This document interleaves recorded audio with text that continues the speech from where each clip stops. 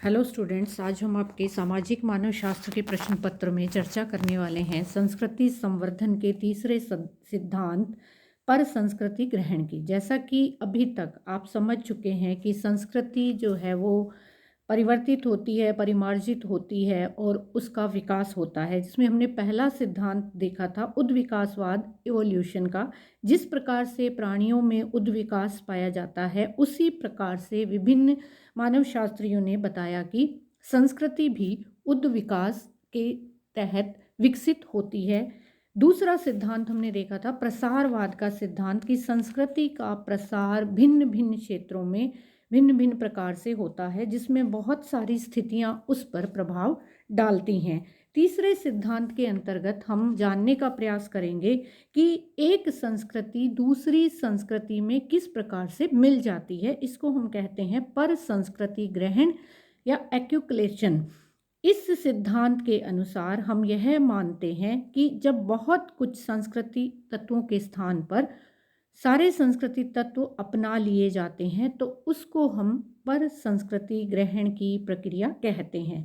प्रसारवादियों ने तो इस प्रकार जोर दिया था कि संस्कृति जब दूसरे समूह के संपर्क में आती है तब वह प्रसारित होती है, लेकिन जब दो संस्कृतियों के संपर्क की स्थिति में एक संस्कृति दूसरी संस्कृति के तत्वों को अपनी इच्छा या किसी दबाव के दौरान ग्रहण कर लेती है, तो डॉक्टर दुबे इसको पर संस्कृति ग्रहण की क्रिया के हिसाब से लेते हैं और यह कहते हैं कि जब पर संस्कृति ग्रहण की प्रक्रिया चलती है तो पूरे ही समूह की जीवन विधि, वे ऑफ लाइफ बदल जाती है।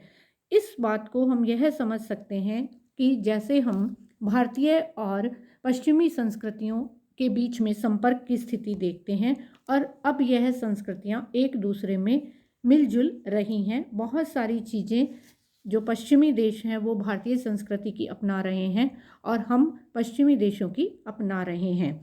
पर संस्कृति ग्रहण में वे घटनाएं आती हैं जो भिन्न संस्कृतियों के व्यक्तियों के समूह के निरंतर प्रत्यक्ष संपर्क में आने का फल होती हैं, और जिसके कारण आप ये देखिए कि इसके कारण से क्या क्या घटनाएं घटित होती हैं।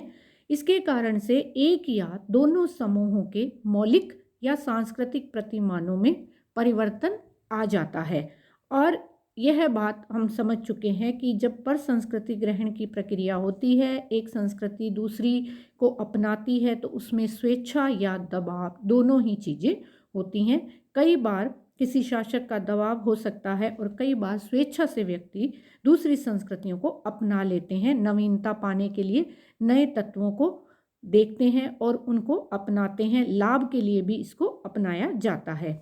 यह भी माना जाता है कि पर संस्कृति ग्रहण हमेशा ही लाभप्रद नहीं होता।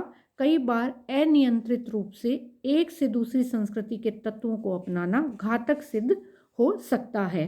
हम यह देखते हैं कि इस प्रक्रिया के दौरान जब एक संस्कृति दूसरी संस्कृति के तत्वों को ज़बरदस्ती अपनाती है, तो उनके बीच में द्वेष, घृणा और विरोध की स्थितियां जो हैं वो उत्पन्न हो जाती हैं। अब इसमें कई सारी अवधारणाएं जो हैं वह समझाई गई हैं, जिसमें एनकल्चरेशन की बात की गई है कि जब बालक अपनी संस्कृति को सीखता है तो उसको हम एनकल्चरेशन कहते हैं। सांस्कृतिक प्रक्रिया की बात कही गई है, प्रतिक्रिया की बात कही गई है कि जब विरोध और घृणा जो है वो पैदा हो जाती है तो इसको सांस्कृतिक प्रतिक्रिया कहते हैं। पारस्परिक संस्कृति ग्रहण जो है, जब दो संस्कृतियां आपस में अपने सांस्कृतिक तत्वों का आदान प्रदान करने लगती हैं, तो उसे कहा जाता है। आत्मसात की प्रक्रिया भी इसमें चलती है। जब एक संस्कृति अपने मूल रूप को खो देती है और दूसरी के अंतर्गत मिल जाती है, तो इसको हम आत्मसात्मीकरण की प्रक्रिया कहते हैं। नव संस्कृतिकरण के अंतर्गत एक संस्कृति दूसरी संस्कृति के नए तत्वों को अपना लेती है। इस प्रकार से हम पर संस्कृति ग्रहण या पर संस्कृतिकरण के अंतर्गत यह देखते हैं कि एक संस्कृति अपने मूल संस्कृति को खो देती है। कभी कभी यह परिवर्तन और विघटन को जन्म देती है, जैसा कि हम विभिन्न जनजातियों में देखते हैं, संथाल हो, नागा इत्यादि में, जिनमें कि विद्रोह के स्वर उठने लगे और इस कारण से जो है वो कई प्रकार के विद्रोह इनमें उत्पन्न हुए हम देखते हैं, क्योंकि उनकी मूल संस्कृतियों के साथ छेड़छाड़ की जाने लगी थी और वे अपने मूल संस्कृति को खोना नहीं चाहते थे। इसके बाद हम अगले सिद्धांत की तरफ चलते हैं, जिसको कि नवीनीकरण, नवाचार या इनोवेशन कहा जाता है। जब भी कोई जो समाज है वो नवाचारों को स्वीकार करता है तो उसके लिए एक दशा महत्वपूर्ण होती है कि वह उस समाज समुदाय के लिए लाभप्रद होना चाहिए। जब संस्कृति में परिवर्तन नवीन आविष्कारों और खोजों के द्वारा होते हैं तो इसको नवाचार या नवीनीकरण कह दिया जाता है। नवीन आविष्कार या खोजें कोई समूह स्वयं भी कर सकता है और अन्य समूहों से भी इसको अपना सकता है।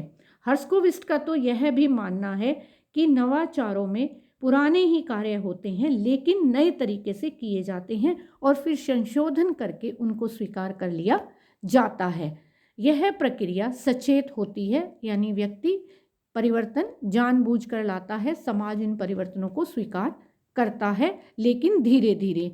जब एक समाज नवाचारों को ग्रहण करने लगता है तो इससे उसमें बहुत सारी स्थितियां नई आ जाती हैं और इससे दूसरे समाज भी प्रभावित होने लगते हैं।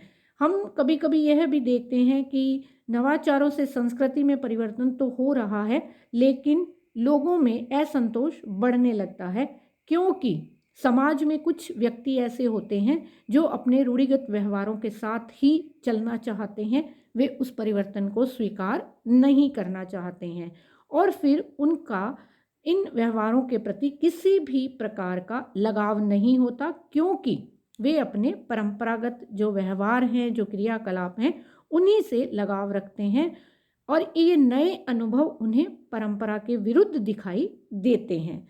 और कई बार जो हम अपने बुजुर्गों को या पुराने लोगों को देखते हैं वह नवीन पीढ़ी के साथ में सामंजस्य या उनकी चीज़ों को इसलिए नहीं अपना पाते क्योंकि वे इसके द्वारा किसी भी तरह की उच्च उपलब्धियों को स्वीकारना नहीं चाहते या उसकी संभावना को नहीं देखना चाहते।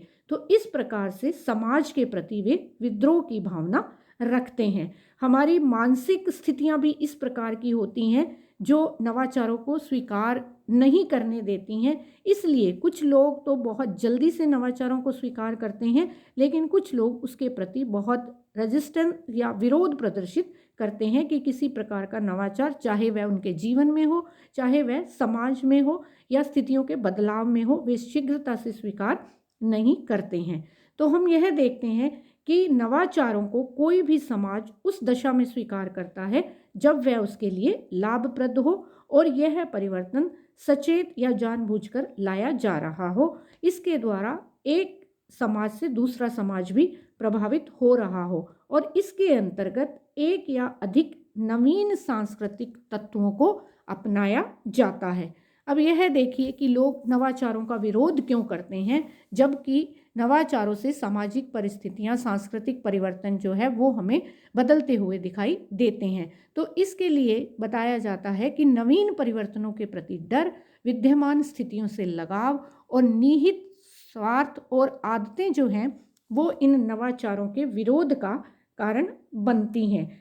अगर ये नवाचार हम नहीं करते या इनको नहीं अपनाते हैं तो हम अभी तक भी उस आदिम युग से जो सभ्यता या विकसित युग की तरफ बढ़े हैं उस तरफ आना बहुत मुश्किल हो जाता है। जैसा कि स्टर्न ने जब चिकित्सकों के ऊपर अपना कार्य किया या शोध उन्होंने प्रदर्शित किए तो वे कहते हैं कि जो शव थे उनका छेदन यानी कि पोस्टमार्टम जो किए जाते थे, टीकाकरण और कीटाणुनाशक के लिए जो नए सिद्धांत आए थे, अगर व्यक्ति उन्हें नहीं अपनाता तो अभी तक भी हम बहुत सारी बीमारियों से घिरे हुए रहते। तो इसलिए नवाचार जो हैं वह एक छोटे परिवर्तन के साथ शुरू होते हैं और यह समाज में बड़े परिवर्तनों को दर्शाते हैं और परिवर्तन की यह प्रक्रिया कभी भी बंद नहीं होती है। इसलिए नवाचार जो है वो समाज में होने आवश्यक होते हैं जो संस्कृति का परिमार्जन और उसे परिवर्धित करते हैं। धन्यवाद।